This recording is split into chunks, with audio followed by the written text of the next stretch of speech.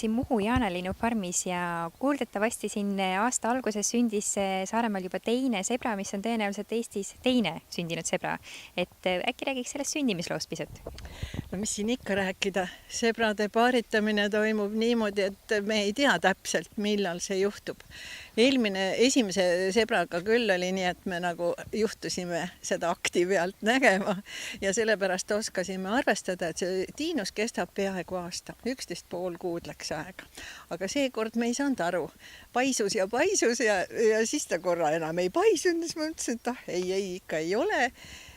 Ja siis ütleme aasta lõpus me olime ikka kindlad, et ta on tiine, aga et millal see tuleb, no lootsime jõululapsukest muidugi, aga ei. Ta tuli hoopis siis, kui me olime juba lootuse kaotanud 31. jaanuaril. Ja esialgu siis ema oli nii kiivalt vastas või kõrval, et me ei saanud aru, kas on poiss või tüdruk. No kõige lihtsam on seda aru saada selle pisimise järgi kaugelt vaadates. Aga ikka ei näinud. Ja siis mõtlesime, et midagi nagu paistab sealt, et ju see ikka poiss on. Panime Rosina nimeks. Läks aeg mööda, selgus, et see, mis sealt paistis, oli hoopis nabanöör. No, siis mõtlesime, et järelikult on tüdruk ja arvasime, et see on siis Rosina. Aga nüüd, kui juba olid kiibid pandud ja päev läks mööda, siis vaatasime, et ei, et sealt on ikka see Rosin näha. Nii et jäi ikka poiss, Rosin. Ja kuidas ta praegu hakkama on saanud ja milline iseloom on?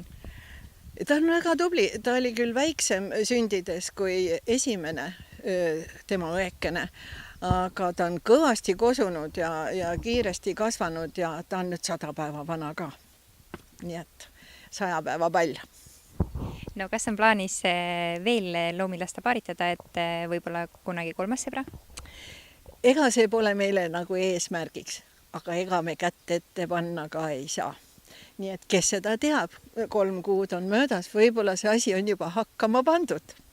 Et tegelikult ongi kõige soodsam paaritusaeg paar nädalat peale peale poegimist, nii et kes seda teab.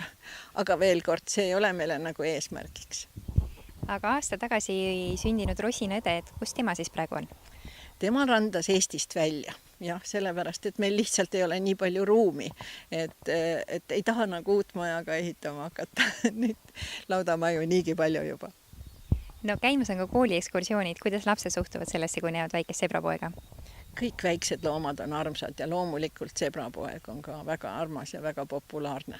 Kõik tahavad teda sööta muidugi, aga need väiksed sebrad veel võtavad tissi, muidugi võililelehte ka. Aga sebrade söötmisega peab ikka ettevaatika olema. Nii et lapsed ma pigem ei soovitaks neid sööta, aga vaadake niisama.